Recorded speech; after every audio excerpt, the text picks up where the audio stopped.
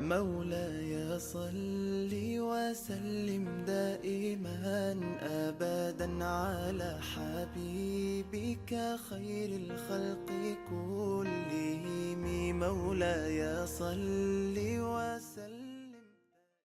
الحمد لله رب العالمين. اللهم صل على سيدنا وحبيبنا محمد الفاتح لما أغلق والخاتم لما سبق ناصر الحق بالحق والهادي إلى صراطك المستقيم وعلى آله حق قدره ومقداره العظيم. رب اشرح لي صدري ويسر لي أمري واحلل عقدة من لساني يفقه قولي. La peur est-elle une mauvaise conseillère en matière de religion? Est-elle néfaste ou plutôt fructueuse et nécessaire? Quelle place devons-nous accorder à la peur dans notre relation avec Dieu? Est-elle amie? Est-elle ennemie? Est-elle alliée?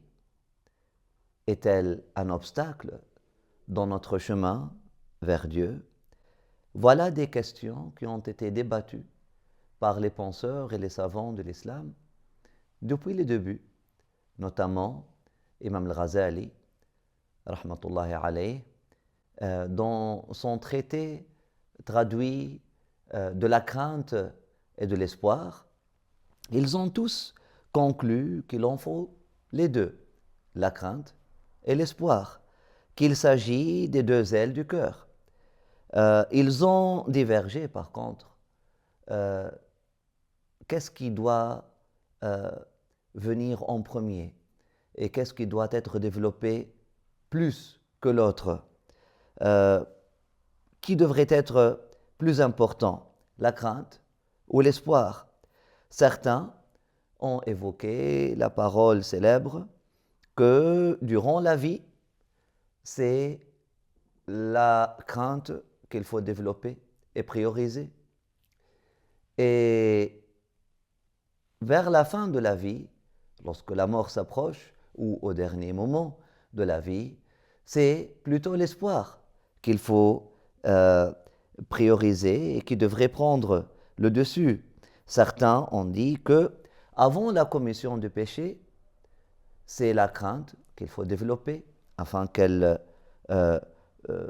nous empêche de tomber dans le péché.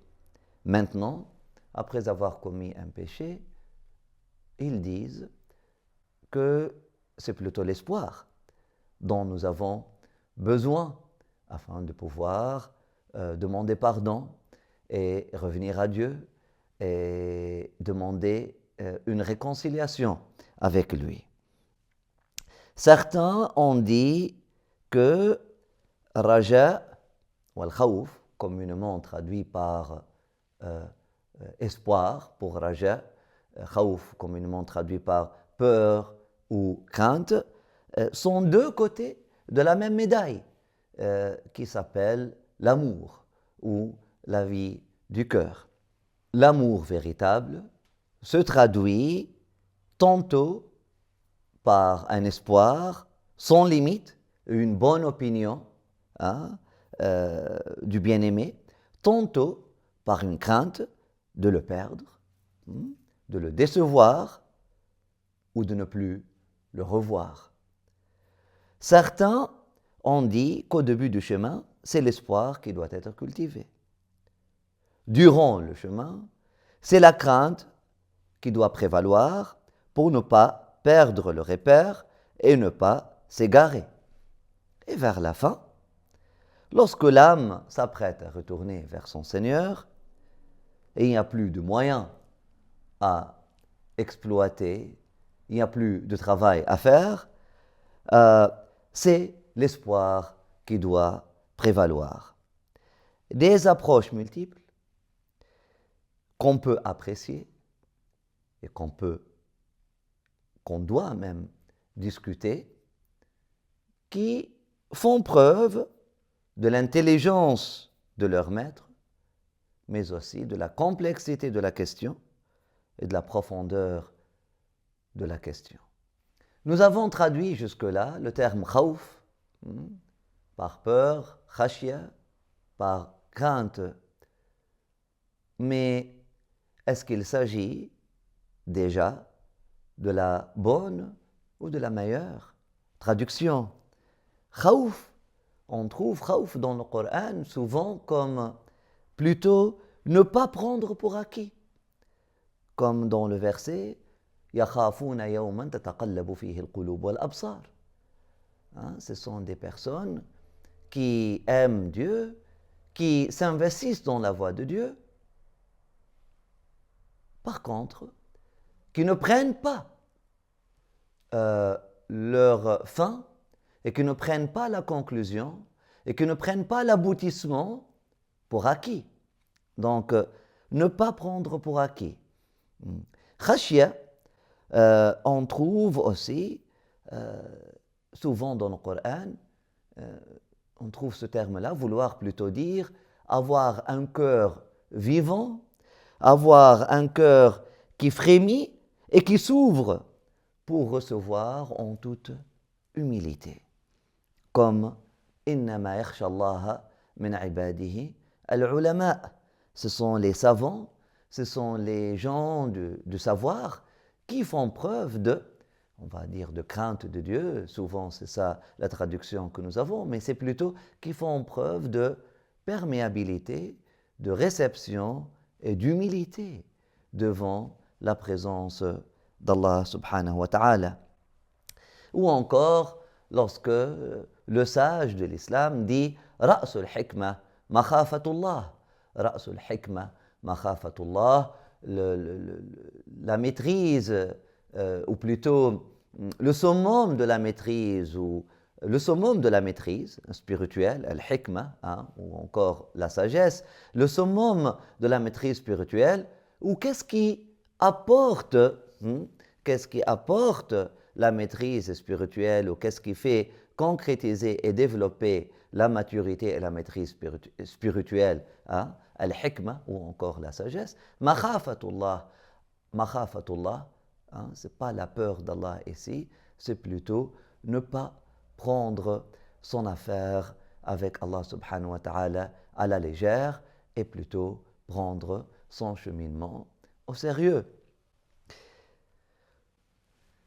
Donc, al-khawf et al-khashya sont des qualités à développer afin de ne pas tomber dans l'arrogance, la fierté ou l'illusion d'autosuffisance, afin de rester ouvert, perméable à l'enseignement divin, afin de garder, préserver et améliorer continuellement cette posture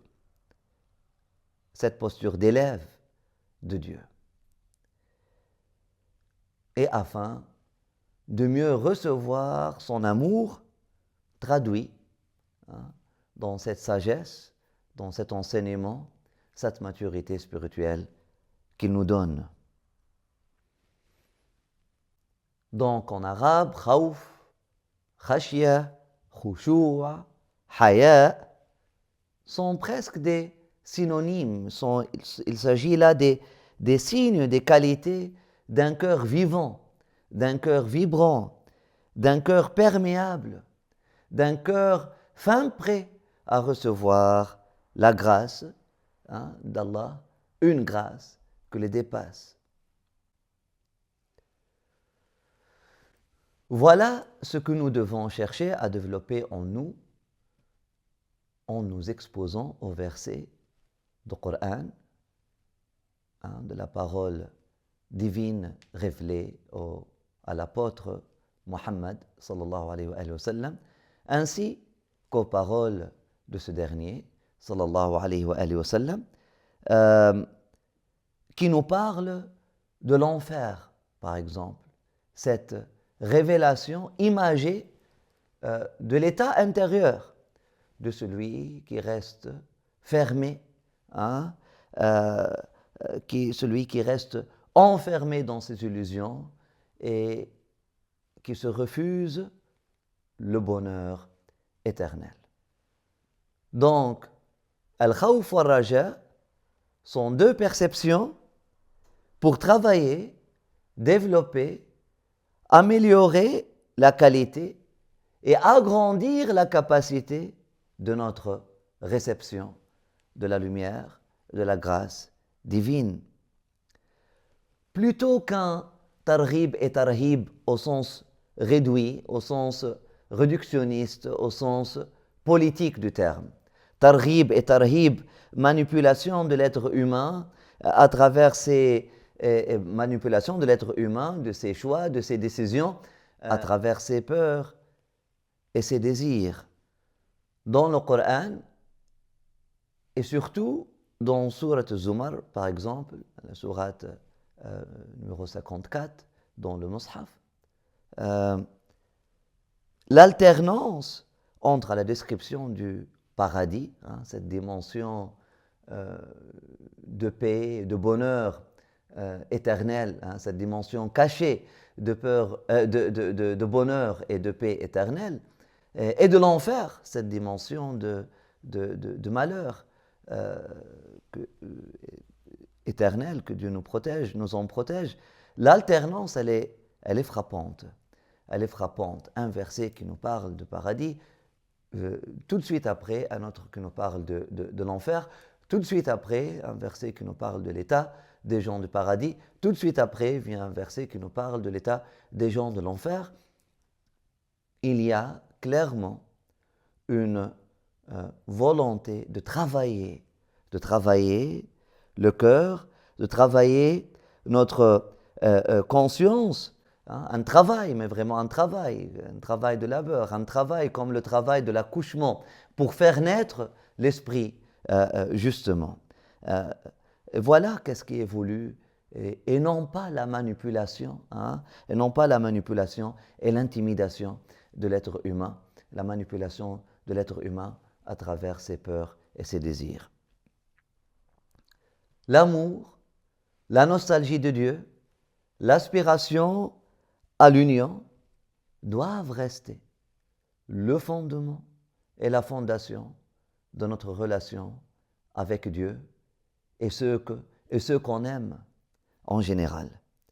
La peur de décevoir, le désir de plaire à tout prix ne sont pas des attitudes encouragées dans la psychologie et s'avèrent peu fructueuses, s'avèrent même dangereuses et peuvent finir par gâcher la relation et mettre le lien à risque. En tout cas, même s'il y en a nécessairement chez tous les êtres humains et dans toutes les relations, elles ne doivent pas, cette peur-là, cette peur de décevoir ou cette volonté de plaire, ne doivent pas devenir la fondation et le fondement de cette relation. C'est l'amour qui doit rester la fondation. Voilà maintenant, effectivement, khawf et khashia, dans la parole sacrée, on peut les retrouver comme synonymes, effectivement, de crainte et peur, au sens du dictionnaire français. Dans plusieurs endroits, on peut trouver, par exemple, Shaitan qui dit « Inni akhafu Allah Rabbal Alamin ».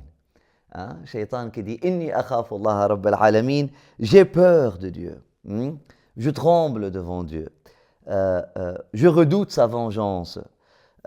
Aussi dans d'autres versets où c'est Dieu lui-même qui parle, qui s'adresse à Moussa, tantôt à Mariam dans une autre occasion, pour dire la takhafi wa la tahzani, aqbil wa la takhaf, subhanallah, awliya Allah la khawfun alayhim wa la hum yahzanoun.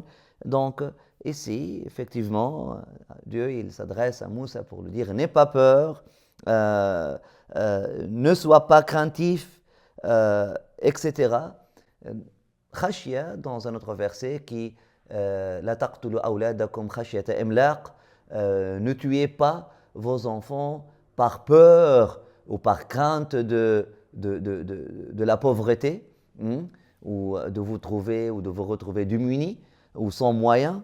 Et voilà, c'est clairement ici quelque chose de négatif. Lorsque khawf et khashya sont mentionnés dans le Coran comme synonyme de qu'est-ce qu'on connaît, hein, qu'est-ce qu'on reconnaît dans le sens de peur et de crainte, c'est clairement quelque chose de négatif à éviter. C'est Dieu lui-même qui dit « La takhaf, la takhafi » n'aie pas peur, enlève la peur. « La yakhafu ladayya al-mursaloun » Ou encore, on trouve ce shaitan qui dit « Inni akhaf », ce shaitan qui dit lui-même « Ah, moi j'ai peur ». Donc c'est quelque chose de négatif qui cause la fermeture et la crispation, et donc un manque d'ouverture à la lumière. Et si elle est là, elle est sans fruit, elle est sans bon fruit, elle ne donne pas des fruits qui améliorent la relation avec Dieu, comme on voit dans l'histoire de Shaitan qui dit « il a peur de Dieu ». Et effectivement, la relation de Shaitan avec Dieu, elle est une relation fondée sur la peur. C'est un être qui n'a pas su aimer Dieu, qui n'a pas su cultiver de l'espoir en Dieu, qui n'a pas su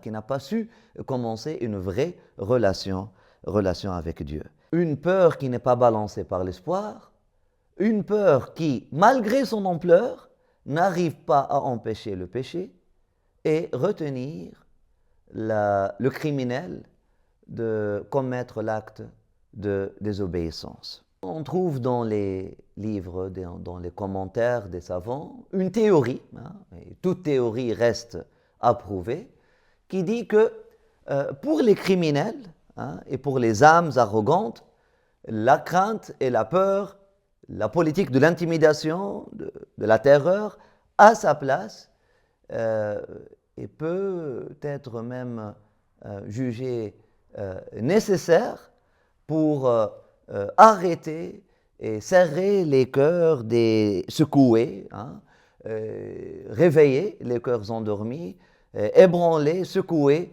les cœurs enivrés par l'illusion et par les passions, et réveiller les cœurs endormis dans l'inconscience. Voilà, comme on peut trouver dans l'interprétation du verset وَمَا نُرْسِلُ بِالْآيَاتِ إِلَّا تَخْوِيفًا, lorsque Dieu parle des signes, des miracles qu'il a envoyés pour Pharaon et le peuple de Moïse en Égypte, ou encore d'autres occasions. وَمَا نُرْسِلُ بِالْآيَاتِ, on envoie les miracles, hein, ces miracles, l'ayat, les 9 ayat, hein, le 9 châtiments, hein, on trouve les 9 châtiments dans le Coran, il les appelle ayat, les 9 signes de la présence divine ou de la puissance divine. Illa takhwif, c'est pour faire peur, c'est pour serrer les cœurs, pour faire craindre. Ou encore la prière de Sayyidina Moussa lui-même avec son frère Haroun lorsqu'il dit washdud ala qulubihim, c'est-à-dire et fait serrer leur cœur par la peur et par la crainte. Peut-être à travers la peur et la crainte ils vont devenir perméables à ton message, Ya Rabbi, ô mon Seigneur. En tout cas, ça reste à prouver. Et on voit clairement que ça n'a pas marché avec Pharaon. Peut-être ça a marché avec d'autres. Peut-être ça marche avec d'autres personnes. C'est une théorie qui a besoin de faire ses preuves. En tout cas, ce qu'on doit retenir, c'est qu'une religion fondée et basée sur la peur n'est en réalité qu'une idéologie qui, pour s'imposer et régner, passe par la menace et la terreur. Un cœur forgé dans la peur et dans la crainte perd finalement sa capacité d'espérer, perd sa capacité de développer une bonne opinion et perd surtout sa capacité de faire confiance et d'aimer. Une personne qui a peur de Dieu, comme on a peur d'une personne étrangère, inconnu et imprévisible, qu'on redoute son impulsivité, qu'on redoute son mauvais comportement, qu'on redoute sa force et sa puissance, elle va se prosterner devant Dieu, oui, mais sans amour, par pure, entre guillemets, soumission à cause de son incapacité devant lui. Et le jour où elle se pensera indépendante, capable, assez forte, elle va se rebeller. C'est l'histoire de la majorité des êtres humains avec Dieu. Effectivement, de point de vue anthropologique, de point de vue historique, c'était l'histoire de la majorité des êtres humains avec Dieu. L'humain qui n'a pas aimé Dieu, l'humain qui n'a pas cherché à fonder une relation avec Dieu, l'humain qui est resté sourd à cet appel d'amour venant de Dieu, et l'humain qui est resté aveuglé par ses propres intérêts matériels et égotiques, et donc n'a pas pu donc voir la lumière et songer à cette dernière. J'espère qu'à travers ce traité, nous avons pu apporter un peu de clarté sur cette question. Barakallahu fikum, que Dieu vous bénisse. Wassalamu alaikum wa rahmatullahi ta'ala wa barakatuh. يا نبي سلام عليك يا رسول